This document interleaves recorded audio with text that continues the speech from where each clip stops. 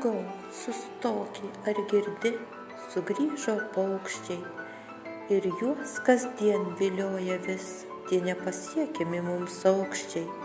O tu, žmogeli, vis žeme su pakirptais sparnais, jeigu jau gimėm žmonėmis, netapsim angelais. Tik vertinkim bent tai, kas suteikia mums grožio, o vietoj piktžolių širdyse geriau užveiskim rožių. Nors ir badys jo širdį mums, ne visad bus ramu, bet nuraminkim bent kitus mes savo gerumu. Pajuskime nors kartą mes, kad ne vien mums juk skauda.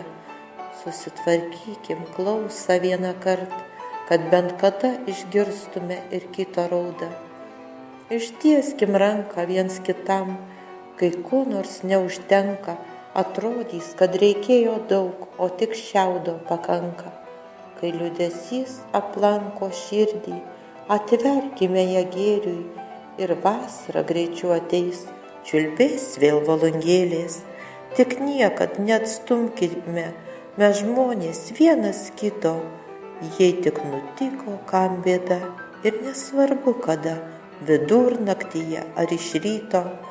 Dalinkime vieni kitiems nepaprastą gerumą, tik negailėkim, nes iš jo nepastatysim rūmų, o gerumu pasieksim daug, ir dangų, ir saulutę šviesią.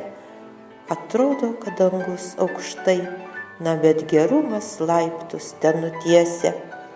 Tad nebijokim būt gerais, juk ten išgirsim Dievo tiesą.